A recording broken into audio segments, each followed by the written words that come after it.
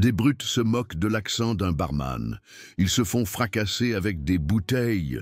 Stéphane Kowalski essuyait le comptoir en acajou, ses mouvements méthodiques malgré une énergie nerveuse qui parcourait sa silhouette mince. Avec son mètre 70, ses lunettes cerclées de métal et ses épaules perpétuellement voûtées, il ressemblait à ce que les habitués du bar sportif chez Jeannot attendaient, un immigré discret essayant de se fondre dans le rêve français sans faire de vagues. Son accent polonais prononcé, inchangé après 8 ans à Lille, rendait chaque interaction potentiellement embarrassante lorsque les clients devenaient impatients.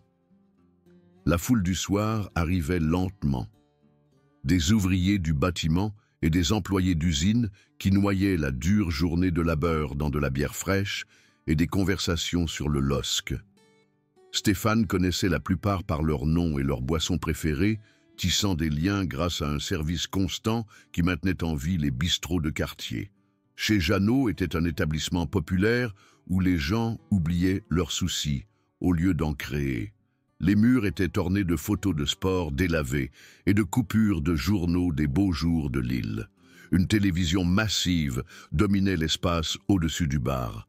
Stéphane travaillait ici depuis 2 ans, après avoir perdu son emploi à l'usine lorsque l'usine a déménagé en Roumanie. Le patron, Jeannot, avait pris un risque malgré le français limité de Stéphane et son manque d'expérience en tant que barman. Le travail payait le loyer de son studio et permettait d'envoyer de l'argent à sa mère à Cracovie. Ce qui rendait le travail agréable, c'était Marine Dubois, la serveuse du soir, aux cheveux auburn et à l'esprit vif, qui gérait les clients turbulents avec charme et cran. Elle ne semblait jamais impatiente avec son accent, l'écoutant réellement lorsqu'il parlait. « Stéphane, la table 6 a besoin d'une autre tournée », appela Marine de l'autre côté du bar, équilibrant un plateau de verre vide avec une aisance acquise. « Tout de suite », répondit-il, son accent transformant les mots en « tout de suite », ce qui suscitait généralement des sourires tolérants de la part des clients réguliers qui s'étaient habitués à ces schémas de parole. Ce soir, les sourires tolérants étaient absents. 3 hommes avaient pris possession du box d'angle il y a 1 heure, buvant beaucoup tout en faisant des commentaires bruyants sur les étrangers qui prennent le travail des Français. Le chef était Kevin Lemaire, un colosse aux cheveux ras et aux avant-bras tatoués. Ses compagnons, Théo Roussel et Maxime Lefebvre, suivaient son exemple. Stéphane les avait servis discrètement, acceptant leurs erreurs de prononciation et leurs imitations d'accent avec dignité. Ce qu'il ne savait pas, c'est qu'il avait passé 5 ans à s'entraîner aux arts martiaux polonais avant d'émigrer, plus 3 ans à étudier le jiu-jitsu brésilien à Roubaix. Plus important encore, il avait grandi à Nowa Huta, où la survie signifiait apprendre à se battre jeune. Mais le rêve français de sa mère signifiait promettre de construire une vie paisible. « Hé, Polak !» La voix de Kevin coupa la conversation générale comme une lame rouillée. « Ramène-nous une autre tournée de 1664 et essaie de ne pas les renverser avec tes mains d'immigrés tremblantes. » Stéphane sentit la chaleur monter dans ses joues, mais ne dit rien. Il sortit 3 bouteilles froides du réfrigérateur, les disposa sur un plateau et marcha prudemment vers leur table. Alors qu'il posait les bières, Théo lui donna délibérément un coup de coude, faisant basculer une bouteille et renversant de la mousse sur la surface en bois. « Putain de merde !» rit bruyamment Théo. « T'es même pas capable de porter une bière sans foutre le bordel.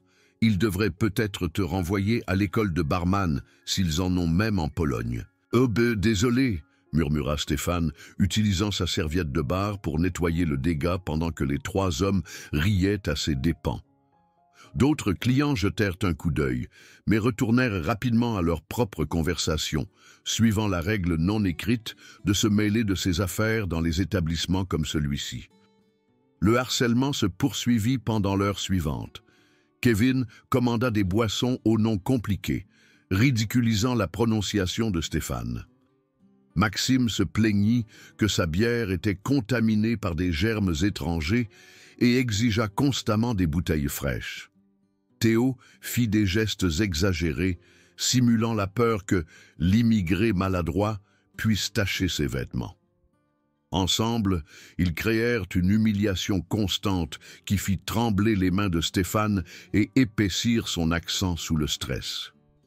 D'autres clients évitèrent le contact visuel, mal à l'aise mais peu disposés à s'impliquer. Marine le remarqua. Pendant une brève accalmie, elle s'approcha de Stéphane au bar. « T'as pas à te laisser faire », dit-elle doucement, les yeux verts pétillants de colère. Stéphane secoua la tête, polissant des verres impeccables. C'est mieux d'ignorer. Ils boivent, ils paient, ils partent à la fin. Ce qu'il ne lui dit pas, c'est que chaque instinct criait pour mettre fin directement à cette humiliation.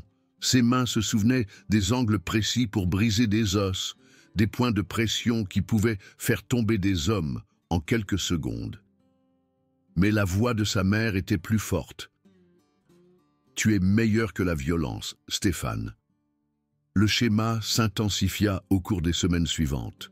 Kevin et sa bande devinrent des habitués, occupant le box d'angle les mardis et vendredis soirs pendant les quarts de travail de Stéphane. Ils amenèrent des amis, élargissant leur public pour humilier le Polac abruti. Ils commandèrent des cocktails complexes pour le regarder lutter avec les non-français. Ils se plaignirent de chaque boisson, renvoyant de bonnes bières pour des défauts imaginaires. Ils laissèrent délibérément des dégâts, l'appelant pour nettoyer tout en faisant des blagues de femmes de ménage étrangères. Ils ciblèrent les clients qui montrèrent de la gentillesse à Stéphane. Quand le vieux Francis Morel complimenta l'éthique de travail de Stéphane, Kevin se demanda si Francis devenait mou avec les sans-papiers. Le message était clair. Soutenir Stéphane avait des conséquences sociales. D'autres employés se distancièrent par nécessité pratique. Même Marine limita les conversations aux nécessités du travail. L'isolement était pire que le harcèlement direct. Stéphane endura tout cela avec la même dignité tranquille que sa mère lui avait enseignée, nettoyant les verres et servant les boissons tout en avalant sa fierté à des doses de plus en plus amères. Chaque soir, il rentrait chez lui dans son petit appartement et pratiquait son français, déterminé à éliminer l'accent qui faisait de lui une cible si facile. Chaque matin, il se regardait dans le miroir et se rappelait que ce travail était temporaire, qu'il construisait quelque chose de mieux, que la violence ne ferait que détruire l'avenir qu'il essayait de créer. Mais le point de rupture survint un vendredi soir, chargé, alors que le LOSC jouait contre Lens et que le bar était rempli de supporters portant des maillots blancs et rouges. Stéphane travaillait seul parce que l'autre barman s'était déclaré malade, luttant pour suivre le flux constant de commandes pendant que Kevin et sa bande occupaient de leur table d'angle habituelle comme des généraux conquérants surveillant leur territoire. Marine se faufilait entre les tables avec une efficacité acquise, prenant les commandes et désamorçant le genre de dispute bon enfant qui accompagne les rivalités régionales et l'alcool. Elle portait son maillot du LOSC, le même qu'elle portait pour chaque match à domicile, et son sourire était éclatant malgré le chaos du quart de travail chargé. C'est alors que Kevin décida de passer à autre chose que sa routine habituelle, de se moquer de l'accent de Stéphane et de commander des boissons qu'il ne voulait pas. Alors que Marine passait devant leur table, avec un plateau plein, il tendit délibérément le pied, la faisant trébucher dans le box adjacent. Des verres s'écrasèrent sur le sol, de la bière s'infiltra dans le rembourrage, et Marine se cogna violemment le genou contre le bord du box. « Oups !» dit Kevin avec une innocence exagérée. « Désolé, ma belle. Je suppose que je suis juste maladroit quand j'ai bu de la bière française, servie par de vrais Français au lieu de remplaçants étrangers. » Marine se releva avec difficulté, son genou déjà enflé et son maillot trempé de bière renversé. D'autres clients regardèrent la scène se dérouler avec les expressions mal à l'aise de personnes qui savaient qu'elles étaient témoins de quelque chose de mal, mais ne pouvaient pas décider si l'intervention valait les conséquences potentielles. « T'as fait ça exprès ?» dit Marine, la voix serrée de douleur et de colère. « Fait quoi exprès ?» demanda Kevin avec une fausse confusion. « Je suis juste assis ici à profiter de ma boisson et à regarder le match. Peut-être que tu devrais regarder où tu vas au lieu de flirter avec le Polonais là-bas. » Théo et Maxime rirent comme si c'était la chose la plus drôle qu'ils aient jamais entendue. Et plusieurs autres clients se tortillèrent inconfortablement sur leur siège. Le bar était devenu plus silencieux, la conversation étouffée, alors que tout le monde attendait de voir comment la situation allait évoluer. Derrière le bar, Stéphane regarda tout se dérouler avec une fureur croissante. Ses mains agrippèrent le bord de la surface en acajou assez fort pour que ses jointures blanchissent, et pour la première fois depuis des années, il sentit la chaleur familière de la rage du combat monter dans sa poitrine. Ces hommes ne l'avaient pas seulement humilié. Maintenant, il blessait quelqu'un à qui il tenait, quelqu'un qui lui avait montré de la gentillesse dans un monde qui semblait déterminé à écraser toute personne différente. Peut-être que la serveuse maladroite a besoin de leçons d'équilibre, continua Kevin, sa voix portant à travers le bar soudainement silencieux. Bien sûr, si elle apprend du polonais là-bas, pas étonnant qu'elle ne puisse pas tenir debout. Formation étrangère, résultats étrangers. Quelque chose changea dans la posture de Stéphane, subtil, mais indubitable pour quiconque savait lire le langage corporel. Ses épaules se redressèrent légèrement, sa colonne vertébrale se redressa. Et lorsqu'il quitta le bar, sa démarche traînante habituelle fut remplacée par quelque chose de plus déterminé. « Marine », dit-il, son accent toujours prononcé, mais sa voix portant une nouvelle autorité. « Ça va ?»« Ça va », dit-elle, mais elle favorisait clairement son genou blessé. Kevin se leva du box, se balançant légèrement mais toujours redoutable avec son 1,85 m et ses 90 kilos de muscles construits dans les salles de musculation des prisons et les bagarres de bar. « Regardez ça », annonça-t-il au bar. « Le Polonais pense qu'il va faire quelque chose. Qu'est-ce que tu vas faire, Polak? Pleurer dans ta langue natale ?» Stéphane marcha lentement vers leur table, son mouvement attirant l'attention de tout le monde dans le bar. La télévision montrait toujours le match du LOSC, mais plus personne ne regardait. Même le personnel de cuisine avait émergé pour voir ce qui se passait. « Tu l'as blessé exprès », dit simplement Stéphane. « Prouve-le », ricana Kevin. « En plus, qu'est-ce que ça peut te faire? C'est ta copine. Tu sais même comment satisfaire une Française. Ou t'as besoin de sous-titres pour ça aussi ?» L'insulte flotta dans l'air comme la fumée d'un canon. Théo et Maxime flanquèrent leur chef, formant un demi-cercle qui piégea Stéphane entre leur table et le bar.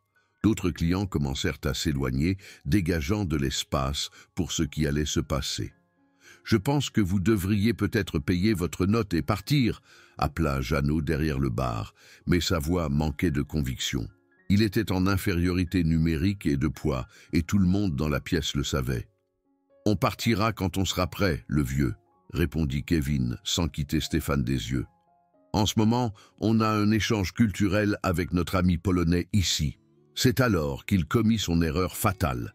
Au lieu d'accepter la retraite silencieuse de Stéphane, au lieu d'être satisfait de l'humiliation qu'il avait déjà infligée, Kevin tendit la main et attrapa les lunettes de Stéphane, les écrasant dans sa main avant de laisser tomber le métal tordu et les verres brisés sur le sol.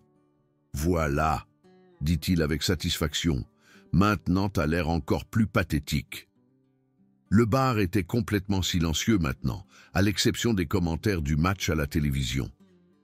Marine halta de l'endroit où elle était assise, appliquant de la glace sur son genou enflé.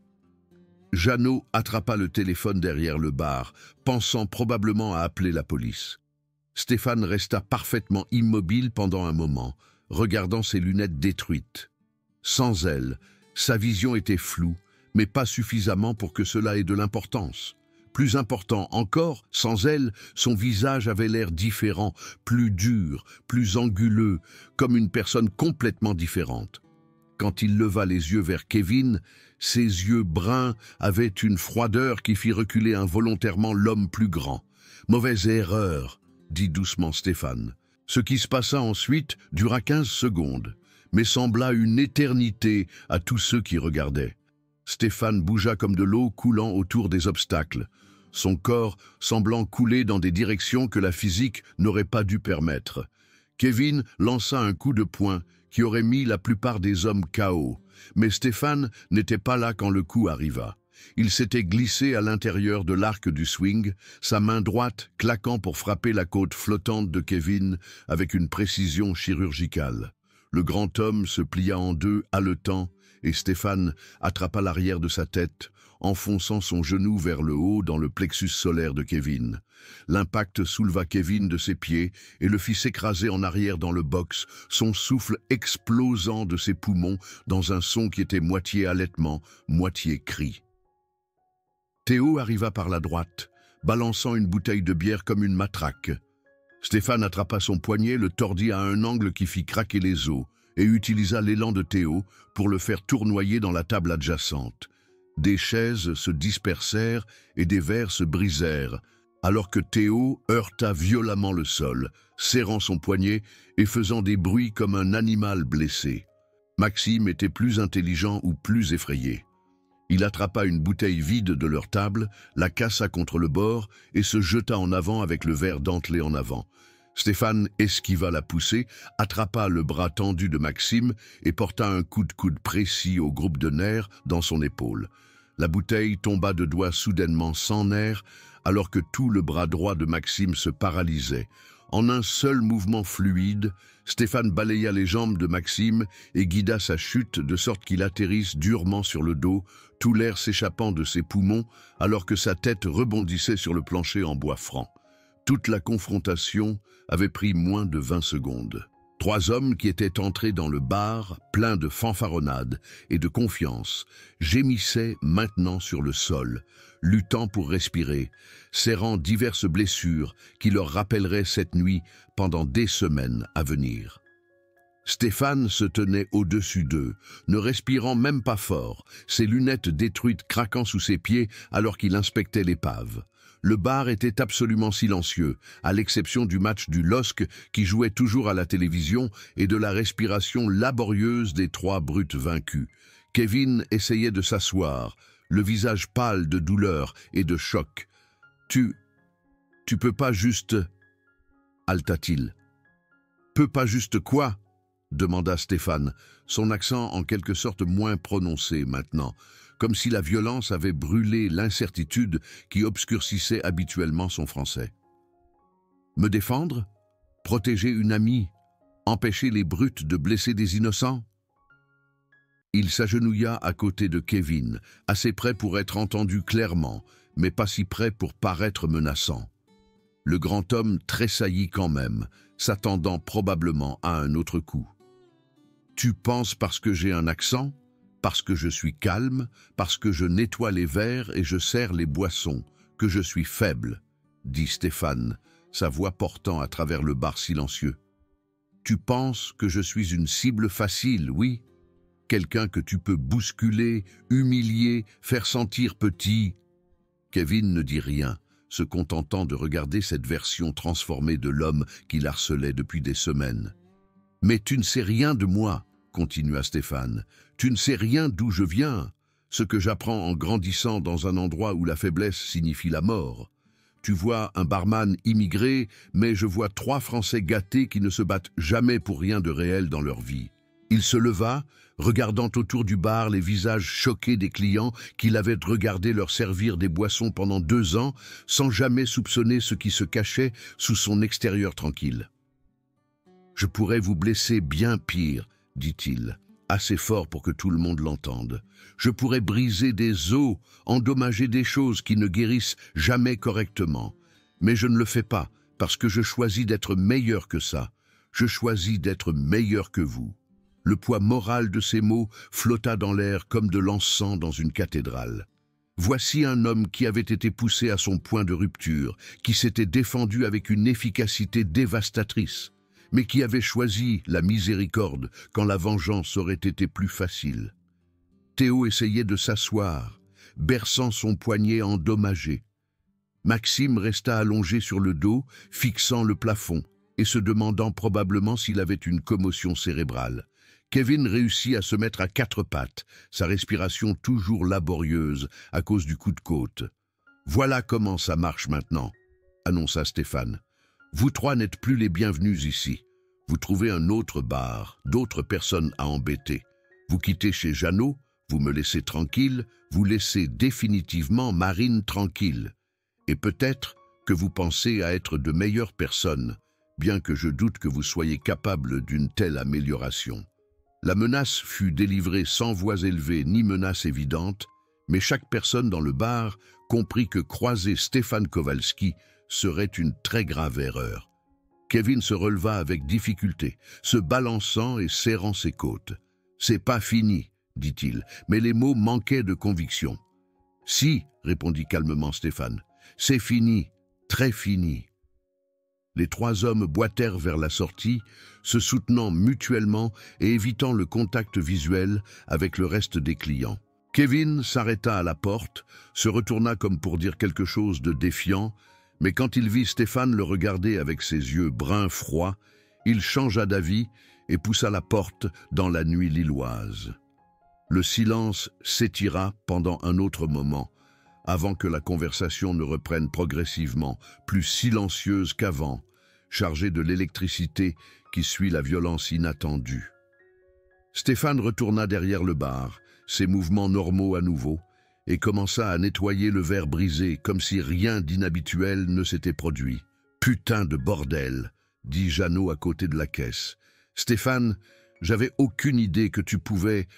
Je veux dire, où t'as appris à te battre comme ça ?»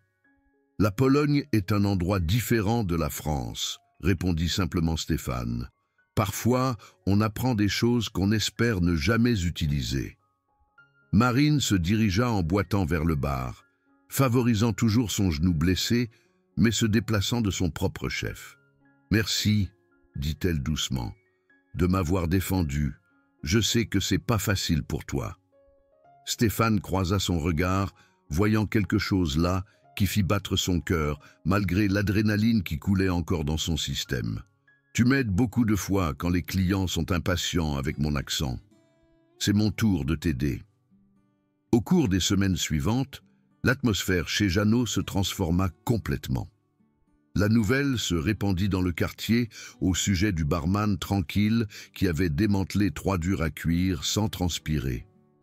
Les ouvriers du bâtiment qui avaient auparavant traité Stéphane avec une indifférence polie le recherchaient maintenant pour converser. Les employés d'usine demandaient son opinion sur tout, du sport à la politique, réellement intéressés par son point de vue.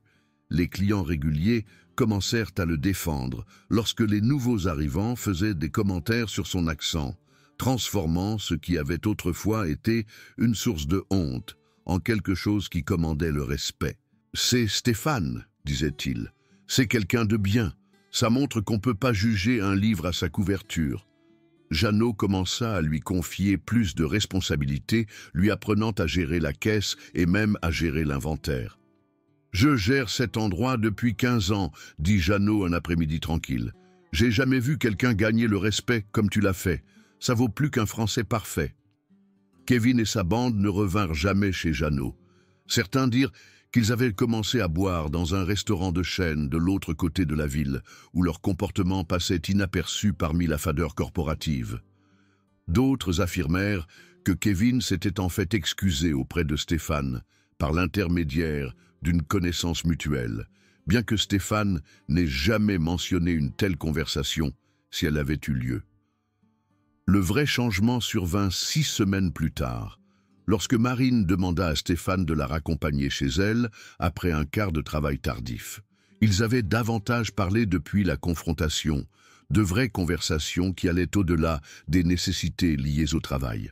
Elle avait commencé à poser des questions sur sa vie en Pologne, sa famille, ses rêves pour l'avenir, et Stéphane s'était ouvert d'une manière qu'il n'avait pas faite depuis son arrivée en France. « Je peux te demander quelque chose ?»